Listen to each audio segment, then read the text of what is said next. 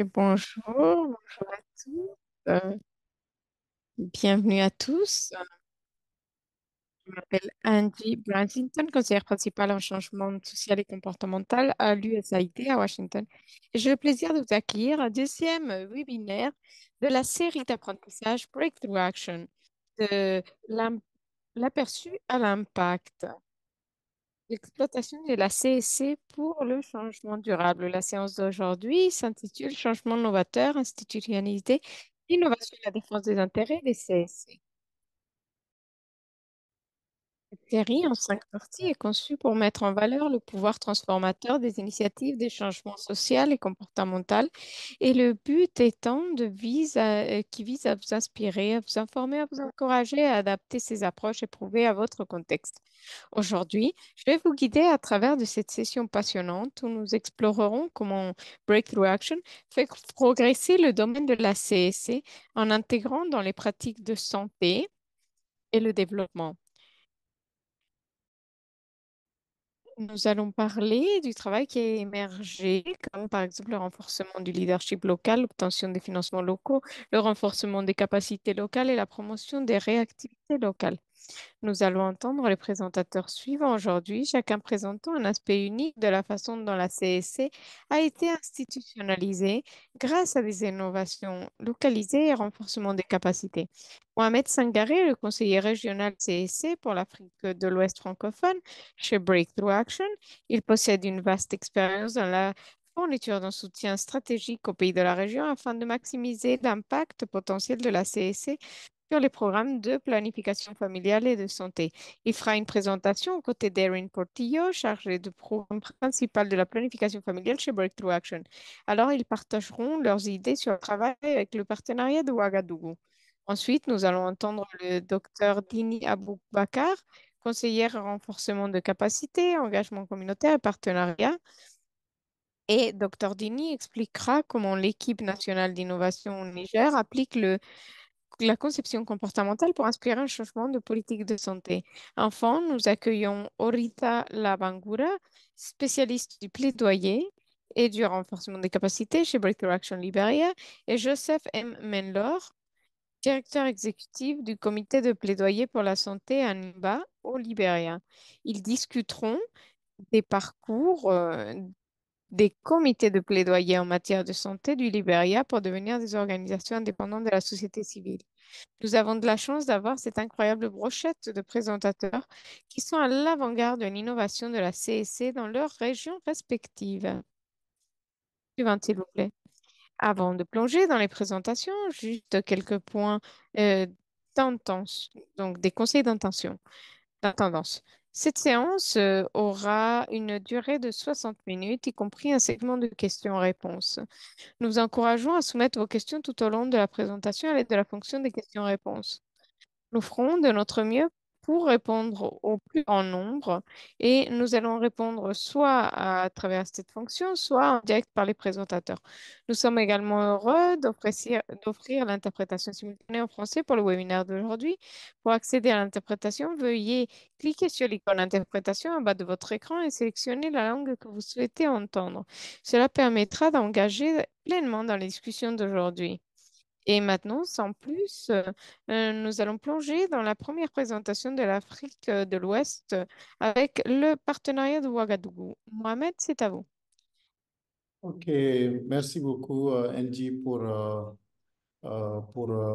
cette introduction. Slide.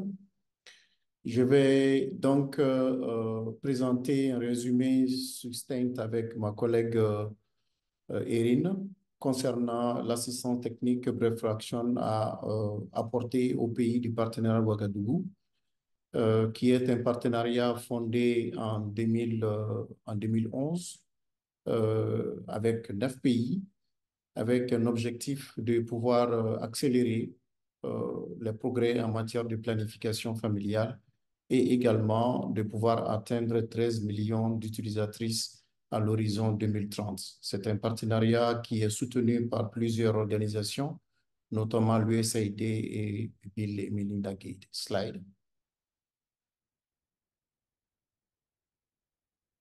Nous avons fondé notre assistant technique sur, on va dire, trois pôles d'objectifs. Le premier qui est d'apporter, de renforcer les capacités stratégiques et organisationnelles en matière de SBC pour ces pays du partenaire Ouagadougou afin qu'ils puissent utiliser au maximum tout le potentiel que le SBC peut apporter à leur programme, mais également c'est de renforcer les capacités d'appui conseil de l'unité de coordination du partenaire Ouagadougou à ces pays et enfin de faire du plaidoyer afin qu'on puisse donner ou accorder plus d'investissement aux interventions de, du SBC afin d'avoir une capture du dividende démographique. Slide. Alors, pour faire ce travail, donc, nous avons, on va dire, fait une analyse situationnelle qui est basée sur l'agenda partagé, qui a 5 priorités, mais comme vous pouvez les voir en les catégorisant ici, il y a 2 piliers, techniques et financiers. Bien que le côté financier soit important, on se rend aisément compte que les questions techniques euh, étaient au centre vraiment des priorités de cet agenda partagé qui a été donc l'axe, l'élément principal qui dirige notre assistant technique. Slide. Alors, pour intervenir, nous avons donc un cycle normal de planification des activités, c'est-à-dire on fait une analyse avec les parties prenantes, on met au point un plan d'action, on implémente ce plan, et puis on fait une coordination, un suivi de la mise en œuvre, et puis à la suite, on fait une replanification des activités.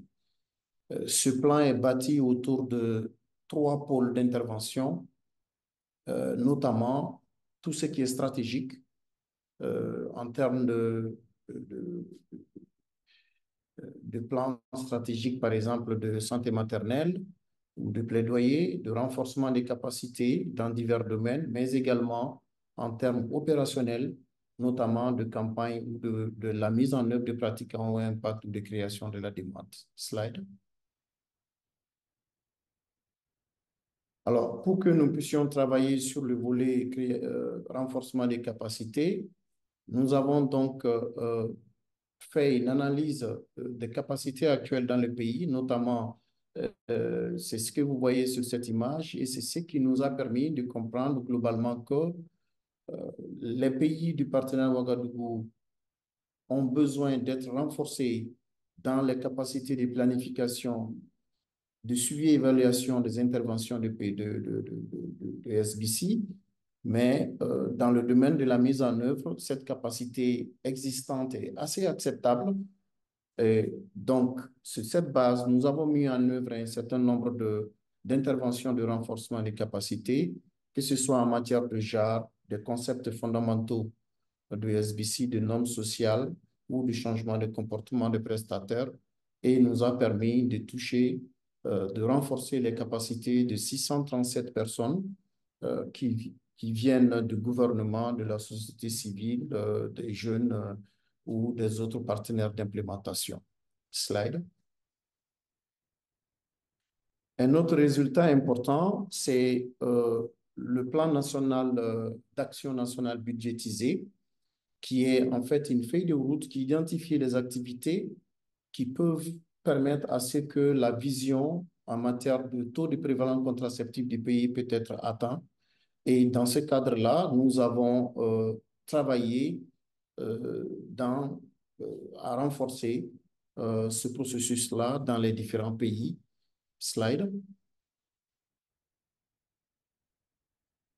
Et donc, pour pouvoir faire cela, nous passons par un certain nombre d'éléments, notamment en mettant en place cette checklist de changements sociaux et de comportement, donc qui permet au pays de savoir quel est de faire une évaluation de leur processus et également donc de prendre en compte les recommandations afin de renforcer l'élaboration du futur plan.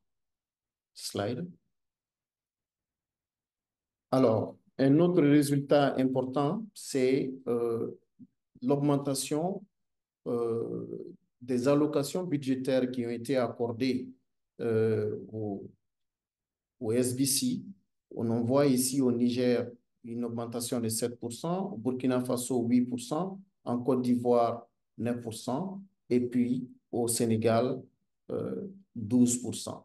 Slide. Maintenant, je vais passer la parole à ma collègue Erin pour la suite. Merci. Merci beaucoup. Euh, Breakthrough Action travaille aussi avec un think tank jeune pour pouvoir développer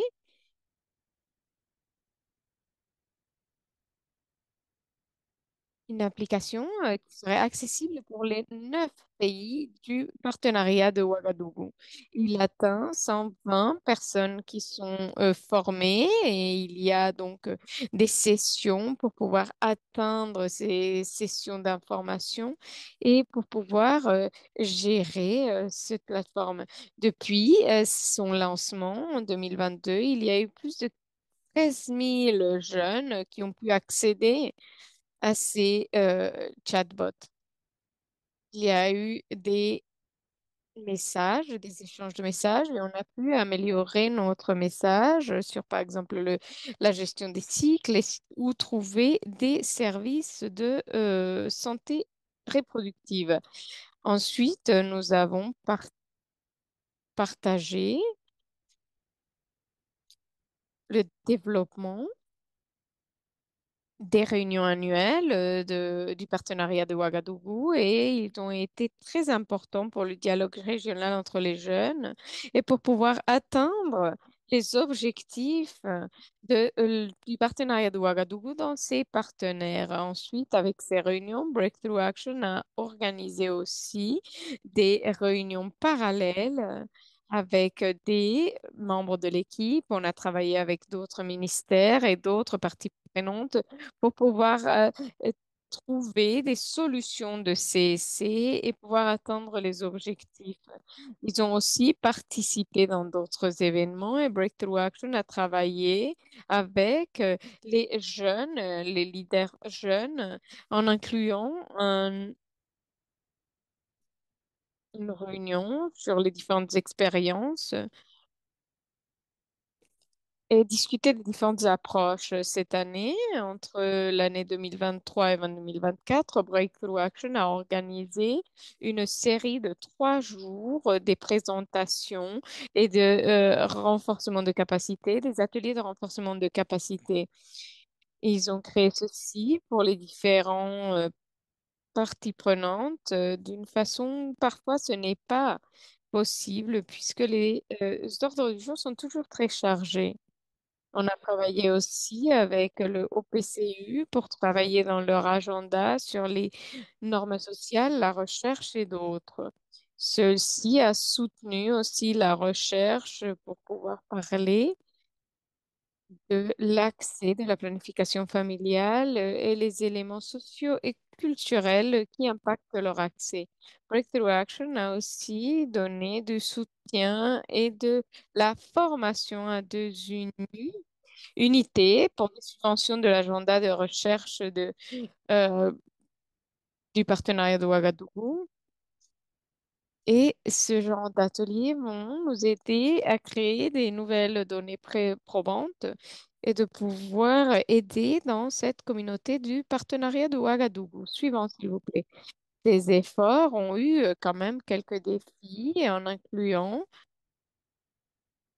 les activités en personne, les différents changements politiques de sécurité, comme par exemple au Mali, Niger, au Burkina Faso, entre autres. Nous avons eu aussi eu des changements des effectifs avec différentes personnes dans les ministères et d'autres. Nous avons eu différents points focaux et il a fallu maintenir le niveau de plaidoyer pour garder cette priorité suivante, s'il vous plaît. Malgré ces défis, nous avons eu des excellents résultats en incluant les différentes stratégies pour la santé génésique et reproductive et aussi la mise en œuvre de la CSC, plus d'investissement dans la CSC avec des données probantes, des utilisateurs enregistrés dans notre plateforme, des utilisateurs des pays du partenariat de Ouagadougou et un partenariat plus important pendant les réunions annuelles. Et aussi, nous avons mobilisé les propres ressources pour utiliser les différents outils et les approches pour pouvoir améliorer les services et les campagnes. Ceci été très important et ça a été vraiment le début de la croissance de la CSC dans la région. Merci beaucoup.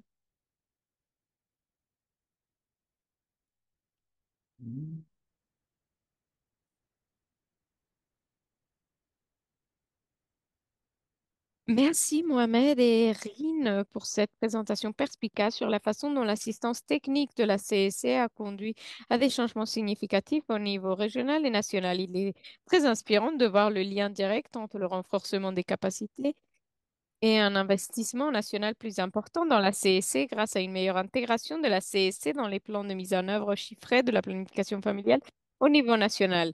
N'hésitez pas à nous faire part de vos questions ou commentaires à l'intention des présentateurs dans le cadre de la séance des questions-réponses sur Zoom. Nous garderons cette session des questions-réponses du webinaire pour la fin. Merci. Maintenant, nous aimerions passer à notre prochain orateur, Dr Dini, s'il vous plaît. C'est à vous. Merci d'abord pour la présentation et j'ai vraiment le plaisir pour présenter cette équipe d'innovation et également les résultats probants auxquels l'équipe était vraiment arrivée. Alors, en introduction, je dirais que c'est une équipe multidisciplinaire, une équipe multisectorielle. Alors, composé d'une trentaine de membres qui ont vraiment reçu un coaching très efficace. En ce sens, l'objectif ou je dirais le but, c'est vraiment le renforcement de capacités et inspirer le changement chez les décideurs politiques. Slide.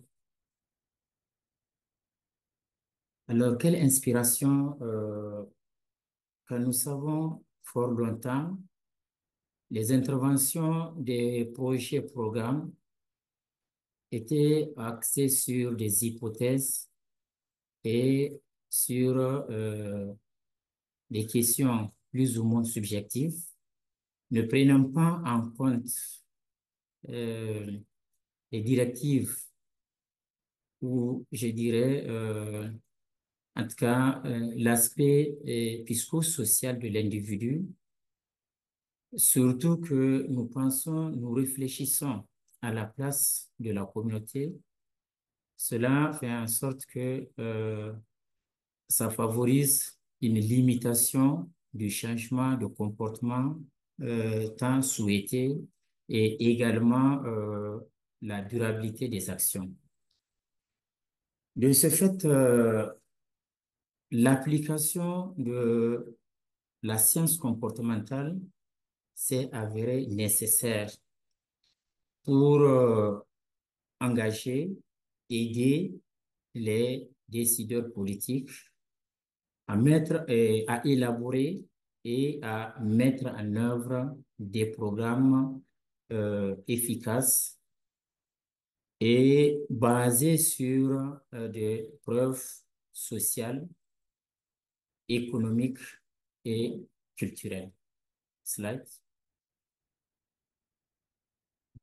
Alors, nous avons ici la première équipe, je dirais le premier cycle, qui a eu à travailler sur l'alimentation de compléments et nourrissons, avec vraiment l'appui de Breakthrough Action à travers les formations à distance et les formations donc présidentielles suivies de coaching de proximité. Donc là, vraiment, c'est une trentaine d'experts en matière d'innovation le comportement. Slide.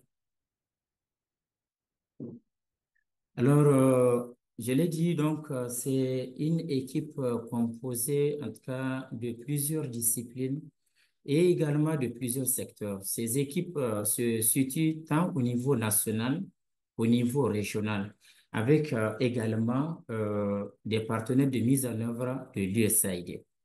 Slide. Alors, quel est le renforcement de capacité ou le renforcement de capacité que ces équipes donc, ont réussi? Dans un premier temps, il y a le coaching à distance et également les différentes sessions présidentielles. Au-delà de ce coaching à distance, il y a en tout cas ce qui a été mis en place, le coaching de proximité, c'est-à-dire alors un coach au niveau national qui s'occupe des équipes ou bien des membres au niveau national et également deux coachs au niveau des régions, à savoir la région de Sender et la région de Maradi. Alors, au niveau donc, de ces coachs, il y a eu vraiment des trois modules interactifs, la formation sur trois modules interactifs par rapport donc au changement de comportement. Slide. Le processus pour arriver donc à la mise en place de ces équipes et du cycle 1, du cycle 2, il faut se dire que c'est un processus qui a pris en compte d'abord le niveau périphérique et également les décideurs politiques. Donc, il y a eu deux cycles. Un premier cycle qui a eu à travailler sur l'alimentation de compléments de nourrisson.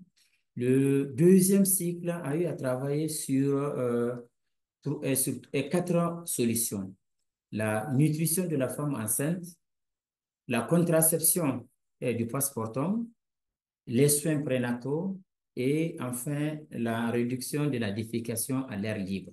Slide.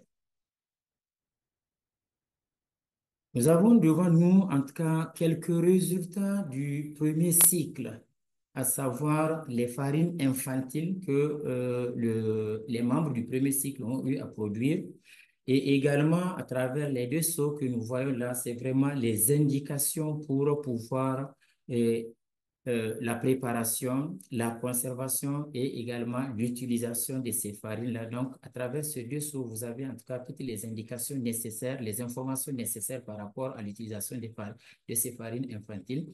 Et il faut se dire que ces farines, en tout cas, se trouvent au niveau local où il y a des groupements féminins qui s'intéressent beaucoup à l'utilisation de ces farines et également des commerçants qui utilisent ou bien qui achètent ces farines pour leur utilisation.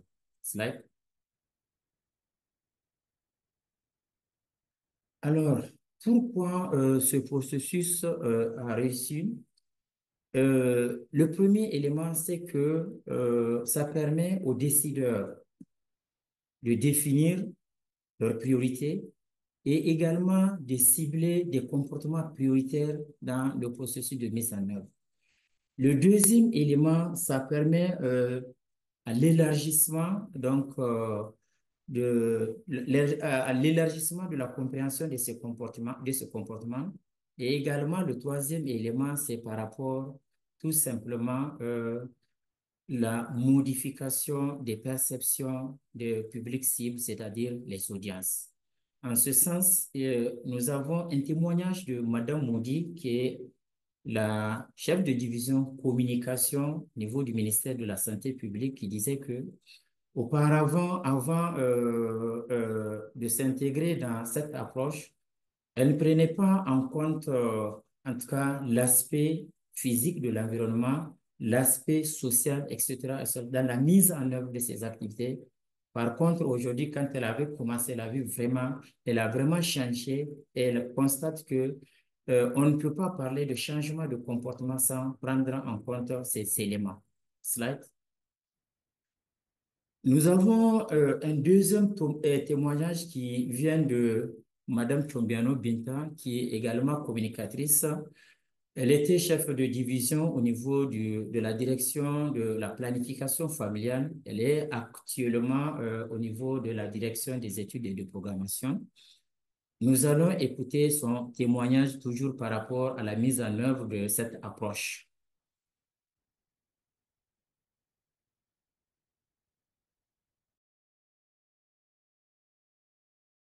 L'ENI nous a permis de concevoir autrement. Ce n'est plus la façon antérieure où on fait des supports comme ça sans réfléchir. Ça nous a permis maintenant de comprendre les perceptions, les attitudes et les comportements de nos communautés afin de leur proposer des solutions adaptées. L'ENI nous a permis aussi d'améliorer notre façon de travailler. Quand on prend la procrastination, nous n'entassons plus le travail.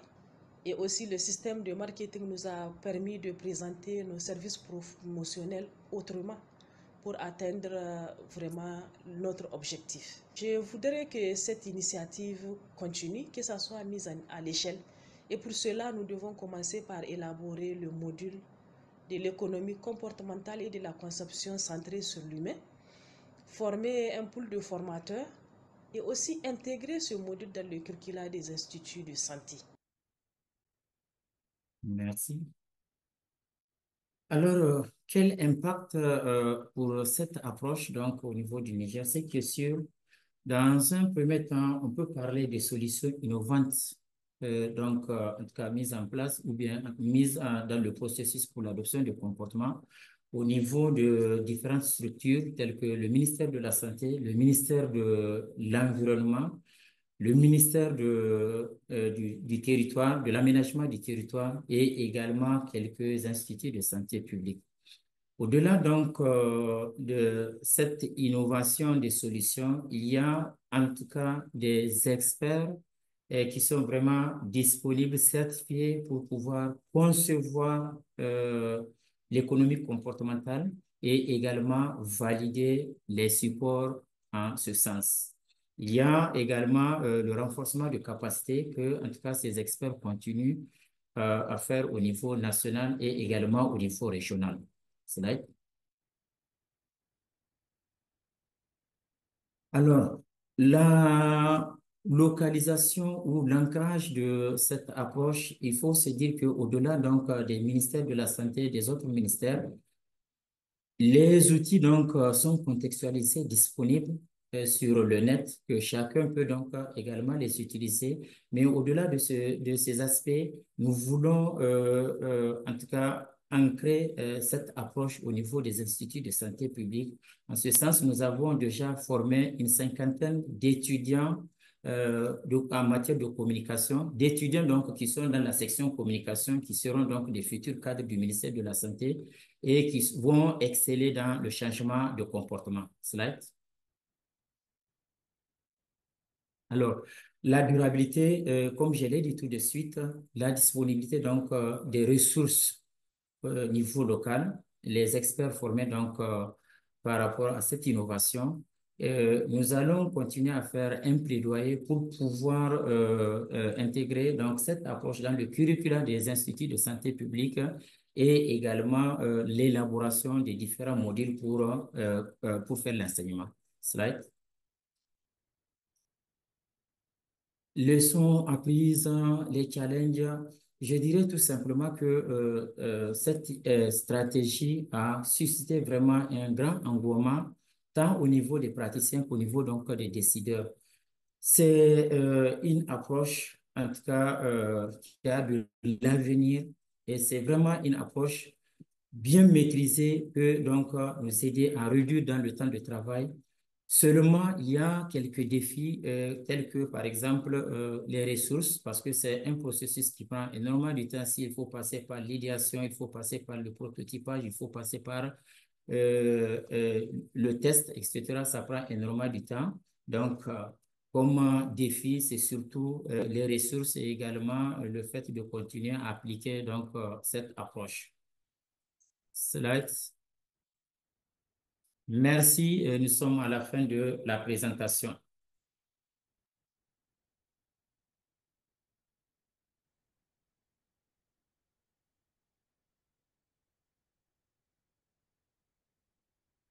Merci de mettre en valeur l'incroyable travail qui se déroule au Niger à travers l'initiative de Sahel Right. Les efforts de renforcement des capacités de l'équipe nationale d'innovation illustrent vraiment comment les solutions CSC localisées peuvent relever les défis complexes tout en renforçant la résilience à long terme. Si vous avez des questions sur la présentation, veuillez les soumettre dans la session de questions-réponses Zoom. Nous y répondrons lors de la session de questions-réponses du webinaire. Finalement, nous allons entendre maintenant Oretta Lambangura et Joseph Mellor. C'est à vous, Oretta.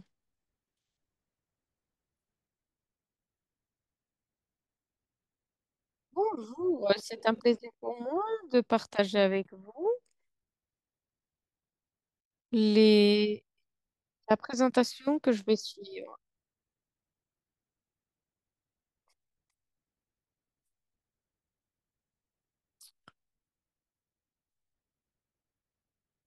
La Libéria, malgré les efforts d'améliorer le secteur de la santé, il y a un taux élevé de mortalité maternelle. Cela montre aussi que la plupart des résultats de santé, indices de santé, sont le résultat d'une utilisation des services de santé très bas.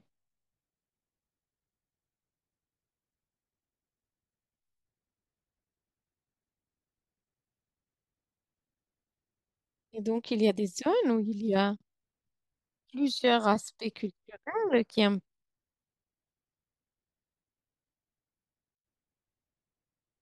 combiner avec différentes mesures.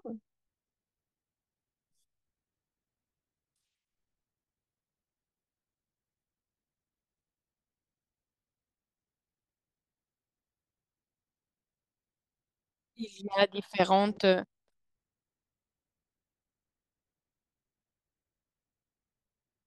acteurs qui influencent la communauté et aussi les différents comportements et pratiques.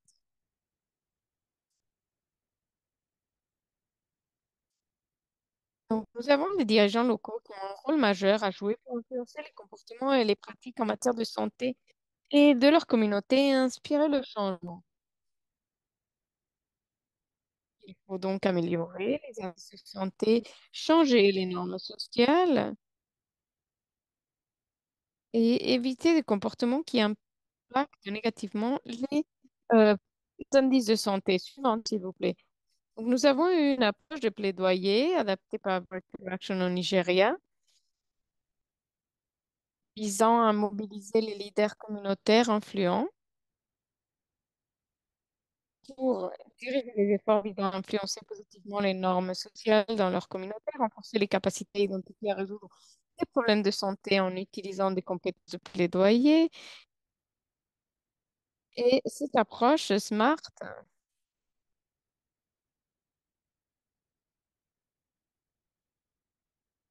applique et utilise 5 principes très spécifiques qui sont mesurables, atteignables, pertinents, des actions pas à pas, le changement suivant, s'il vous plaît.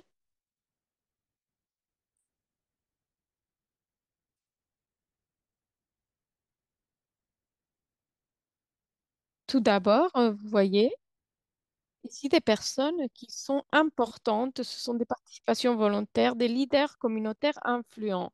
Nous avons développé les critères de sélection, comme par exemple les critères de sélection sont la participation volontaire. C'est très important au début parce que nous voulions nous assurer que les participants étaient motivés et qu'ils étaient attachés aux problèmes traités. Nous avons vu le processus Ebola et Covid et nous nous sommes focalisés sur les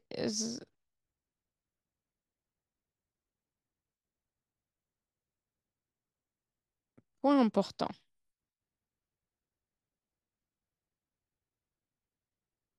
Donc, il y avait cette participation volontaire dès le début pour pouvoir mettre en place cette approche SMART au Libéria. Il nous fallait des leaders communautaires influents pour s'assurer que ces leaders qui étaient en plus engagés allaient nous écouter et que les personnes allaient écouter ces leaders.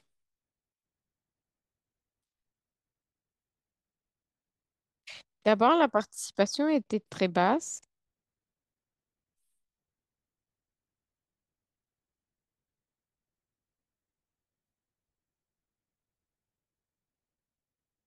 Donc, nous avons décidé d'utiliser des individus influents. Nous avions différentes équipes. Suivantes, s'il vous plaît. Après avoir eu ces participants, nous avons fait des formations dans différents comtés.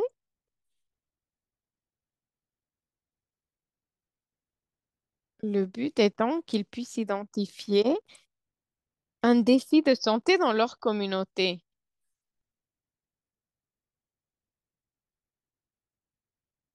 qui était important pour les membres de la communauté. Nous avons identifié le problème et on a compris les facteurs sous-jacents. Nous avons fait une cartographie des parties prenantes pertinentes pour l'engagement. Nous avons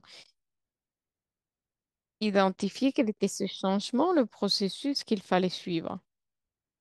Nous avons engagé et nous avons fait un suivi. Nous avons vu quels étaient les différents besoins pour le plaidoyer et pour pouvoir atteindre le changement désiré.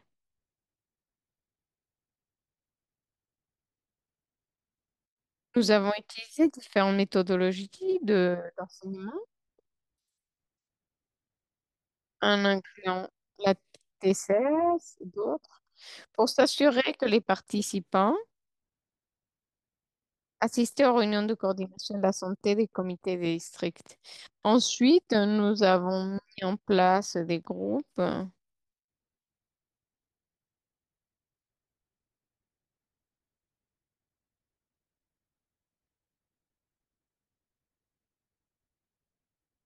Nous avons eu donc le soutien technique de Breakthrough Action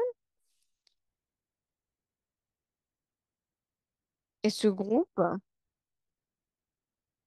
a eu aussi un point focal pour la coordination des différentes réunions et il était responsable aussi pour s'assurer que les HAC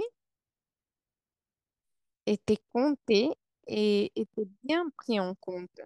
Après la formation,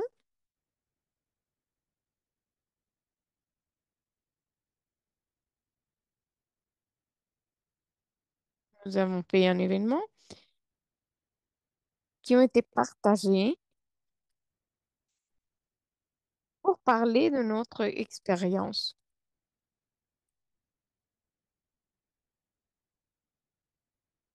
Nous avons réussi à créer ce groupe qui était un modèle et nous allons entendre maintenant les témoignages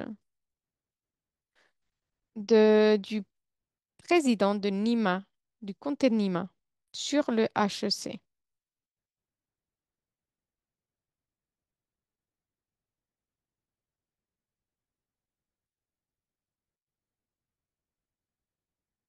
Je m'appelle Joseph Mendler, directeur exécutif du comté de Nima.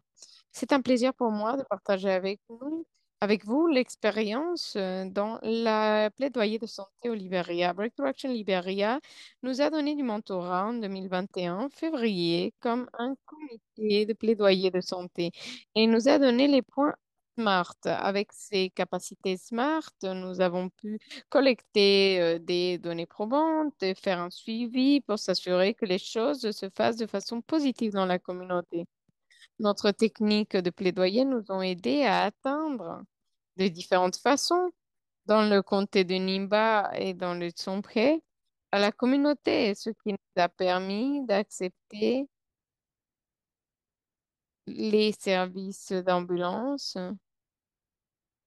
et dans la zone Gilead. La communauté a pu rénover, créer une clinique, des toilettes publiques.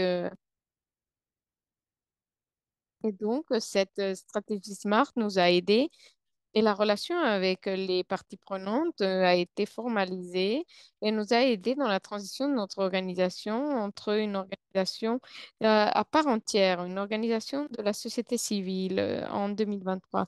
Merci beaucoup. Suivante, s'il vous plaît.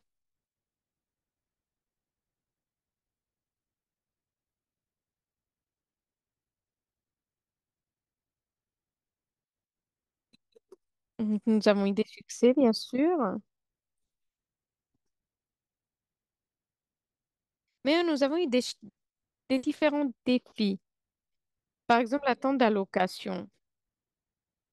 Nous attendions à recevoir des paiements de la part de donateurs, mais par exemple, cela a influencé la participation dans les réunions de groupe et les HEC.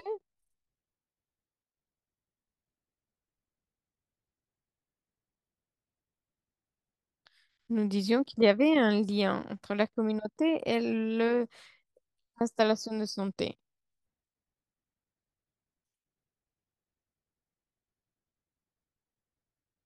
Nous avons réussi à identifier les ressources pour pouvoir adresser ces défis. Nous avons fait face à ces défis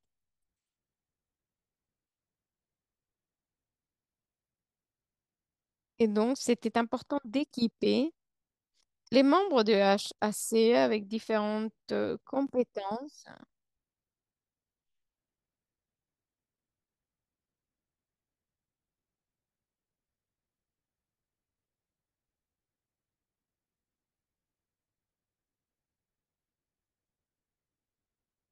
Nous avons réussi à atteindre plus de succès. Suivante, s'il vous plaît. Pour pouvoir fonctionner de façon correcte en tant que groupe indépendant, il nous fallait du soutien. Il fallait qu'on puisse faire face à ces défis. Cela inclut être présent dans différents groupes et plateformes, partager les attentes, collaborer, travailler avec d'autres groupes qui ont cette expérience et nous aider dans cette transition vers une organisation à part entière de la société civile. Obtenir par exemple la documentation et donc il y a eu des sites additionnels pour recruter de nouveaux membres et créer des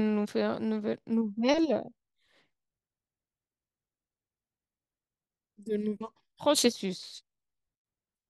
Nous avons collaboré dans le leadership, la collaboration. Ces outils ont été développés dans une langue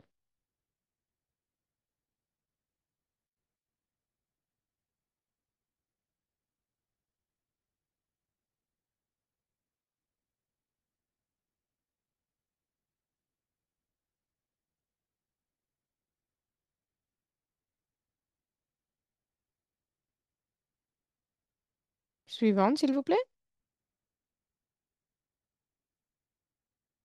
Et donc, pour notre progrès jusqu'à maintenant,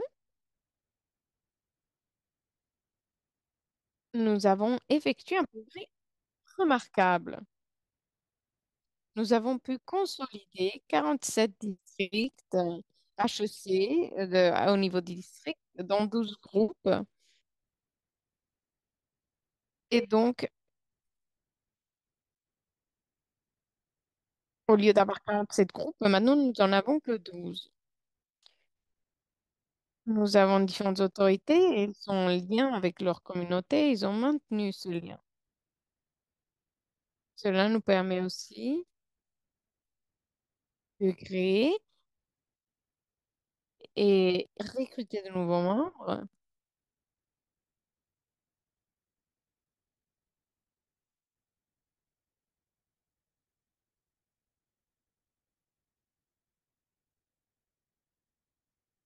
Et donc, nous avons réussi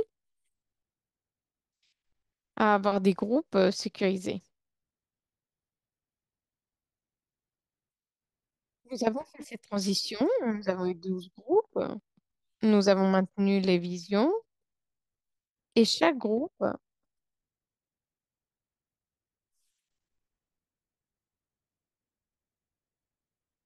a pu constituer, montrer un intérêt de faire un partenariat avec d'autres groupes.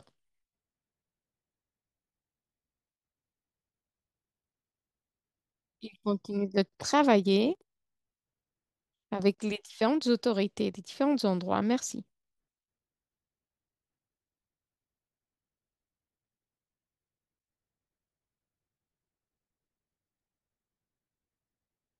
Merci beaucoup, Loretta et Joseph, d'avoir partagé le parcours inspirant du Libéria qui a transformé les comités de plaidoyer en organisation de la société civile autonome.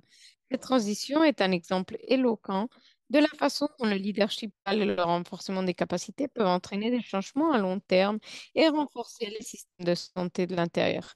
Maintenant, nous serons ravis de donner la parole à toutes les questions, réflexions que vous pourriez avoir. Nous avons à peu près 10 minutes. N'hésitez pas à produire votre question dans la session des questions-réponses. Quelqu'un d'autre a une question pour nos panélistes? Angie, moi je pensais que c'était très intéressant. Un commentaire sur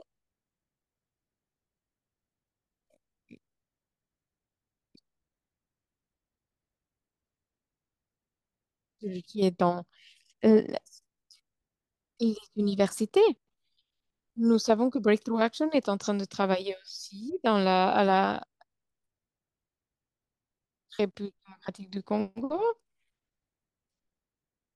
Et je me demande si Dr Aboubakar pourrait, ou pardon, ça va être plutôt Dr Sangaré. Dr Sangaré, s'il vous plaît, est-ce que vous pouvez parler un peu plus de l'intégration de ce programme dans les travaux universitaires? Est-ce que vous intégrez ça aussi dans le travail universitaire? Oui, euh, comme je le mettais dans les réponses, nous avons surtout travaillé avec l'unité de coordination du partenaire Ouagadougou afin que l'agenda de la recherche des du partenariat puisse être le plus large possible. Et c'est de cette manière que les universités ont beaucoup été impliquées dans l'élaboration de cet agenda, y compris tout ce qui doit être fait pour que la recherche puisse être euh, considérée comme l'élément maîtresse euh, qu'on va utiliser dans les interventions, mais également qu'on puisse utiliser et partager les résultats de ces recherches-là. Et nous avons, avec l'unité de coordination, organisé avec les chercheurs une partie qui concerne les normes sociales. Et au moment où nous faisions ces sessions-là, beaucoup d'universitaires ont eu à participer et il y avait eu effectivement des propositions pour le Niger et pour le Bénin de pouvoir intégrer dans l'Institut national de santé publique, je crois bien au Niger, le module qui concerne la recherche autour des normes sociales dans cette école. Mais comme je le précisais, les universités, dans le cadre donc de cette assistance technique, n'étaient pas une cible euh, direct. Mais c'est vraiment par la force des choses que nous avons eu à travailler avec ces universités. Mais comme vous le soulignez, dans d'autres pays, comme au Mali, des universités ont été impliquées, notamment le département de santé publique, par exemple, au Mali, a été impliqué dans les activités de SBC au Mali. Merci. Merci beaucoup. Et je voudrais rajouter aussi que avec Breakthrough Action, Afrique de l'Ouest, nous avons des professeurs d'université, des étudiants dans quelques programmes qui approchent ce programme non pas pour de l'assistance technique, mais pour le partage social. Et nous avons 12 personnes qui travaillent dans la CSC. Et donc, même dans l'assistance technique, nous sommes en train de trouver des opportunités pour travailler avec des étudiants universitaires dans d'autres projets. Merci.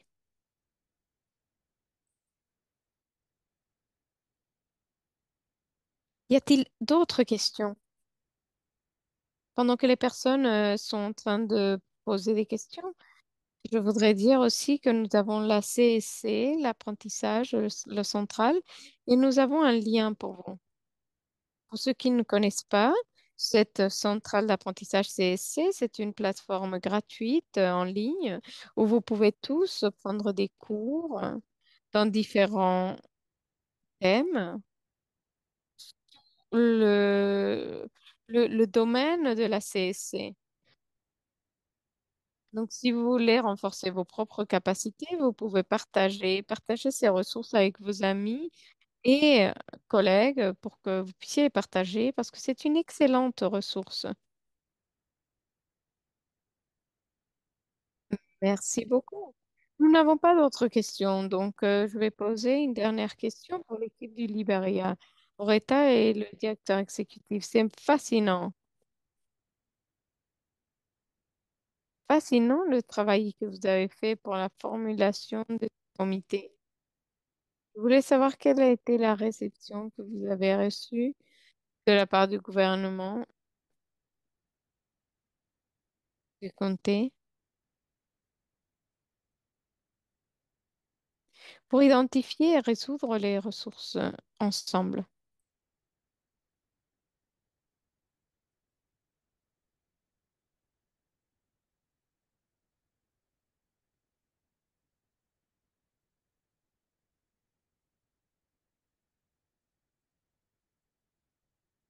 Oui, donc merci beaucoup de votre question.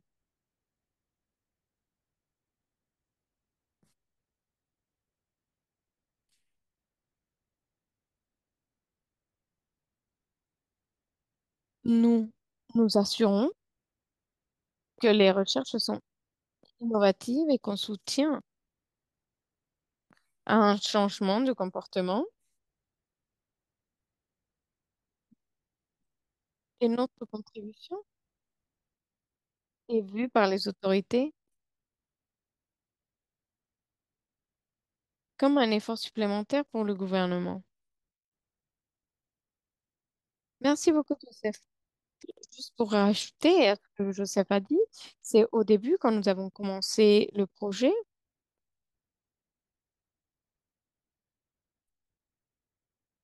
nous avons travaillé avec différentes approches du problème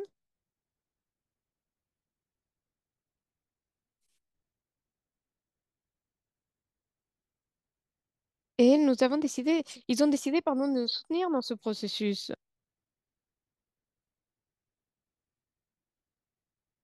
Nous avons eu un point focal dans la communauté,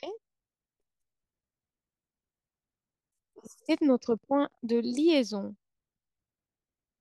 Et donc, ces comités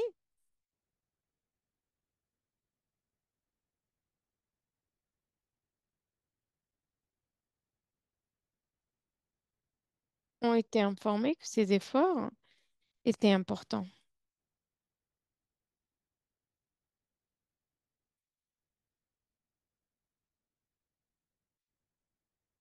Merci beaucoup. C'est fantastique. Et c'est excellent de savoir que vous faites aussi attention à la durabilité financière de ces projets. Et on veut savoir comment cela va augmenter dans ces années suivantes. Je sais que nous n'avons plus le temps, mais peut-être que nous pouvons entendre une dernière question. Oui, j'ai une dernière question. Je ne sais pas si quelqu'un d'autre a une dernière question. Sinon, je vais poser la mienne plutôt. Je parlais à l'application de la CSC Et quand on parle du partenariat de Ouagadougou, donc la planification familiale, reproduction sexuée, reproduction et santé génétique, utiliser la CSC dans différents domaines techniques. Peut-être vous dites ça va être la santé sexuelle et génétique, mais peut-être vous voulez l'utiliser dans d'autres domaines ou dans le contexte du Libéria, par exemple.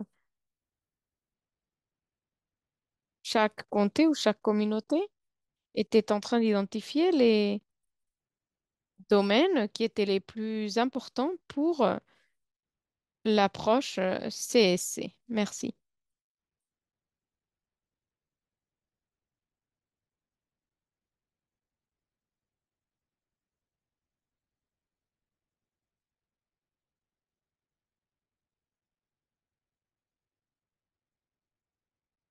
Au Niger, vous aviez plusieurs problèmes ou défis, la nutrition et WASH avec l'hygiène.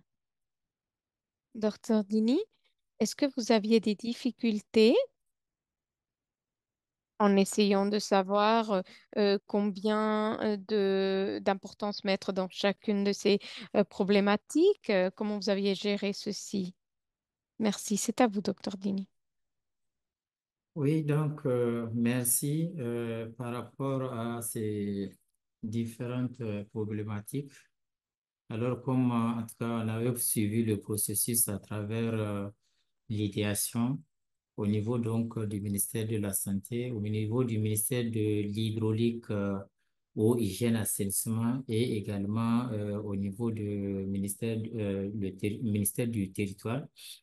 Dans un premier temps, on a vraiment recensé les différents problèmes à travers les indicateurs. Quand vous prenez le ministère de la Santé, il y a ce qu'on appelle des indicateurs clés. Alors, nous avons travaillé sur ces indicateurs-là. Donc, suite à, en tout cas, un processus d'analyse de ces indicateurs, il se trouvait que le premier, en tout cas, problème qui a été, donc, nous avons retenu, c'était surtout l'alimentation de compléments, la malnutrition, comme vous l'avez dit. C'est vraiment un problème, donc, nous avons crucial. C'est un problème qui touche aujourd'hui toutes les régions du Niger. Alors, donc, l'équipe s'est dit, mais pourquoi ne pas trouver des solutions à travers, en tout cas, cette approche. Donc, c'est pourquoi dans un premier temps, il y avait quatre équipes dans le premier cycle. Et les quatre équipes ont travaillé sur la même thématique qui est l'alimentation de compléments du nourrisson des enfants pour donc jouer sur la malnutrition. C'était au niveau de la deuxième étape ou bien le deuxième cycle où on a dit, bon, au-delà de, comment est-ce qu'on appelle, l'alimentation de compléments, il y a d'autres problèmes. Comme je l'ai dit, au niveau du ministère de l'Hydraulique, à travers les indicateurs, on a constaté que la défécation à l'air libre avec toutes les connotations ont donc des problèmes par rapport aux maladies hydriques, etc., etc. Et également, la contraception postpartum, c'était avec la direction de la planification familiale. C'est vraiment également un problème parce qu'aujourd'hui, on constate que c'est un indicateur clé, un indicateur clé, mais un indicateur vraiment faible au niveau donc du ministère de la Santé. On a dit, bon, pourquoi ne pas trouver également des solutions innovantes par rapport à cet indicateur?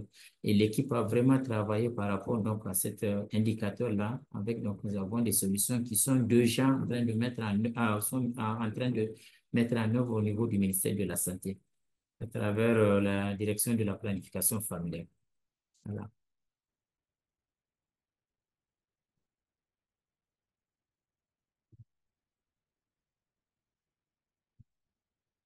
Merci beaucoup de cette information additionnelle. En effet, c'était une expérience enrichissante pour tous et nous sommes très contents que euh, la capacité a été renforcée dans tous ces domaines. Je sais que nous sommes à l'heure et je voudrais conclure rapidement.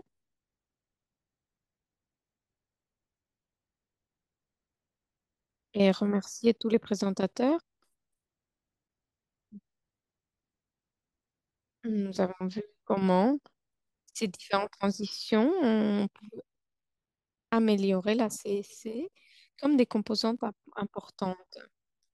Merci beaucoup à tous d'avoir participé. Merci beaucoup de vos questions et commentaires. Avant de partir du webinaire, s'il vous plaît, répondez au sondage. Cela va nous aider avec des webinaires dans l'avenir et je vous encourage aussi à explorer différentes ressources, hein.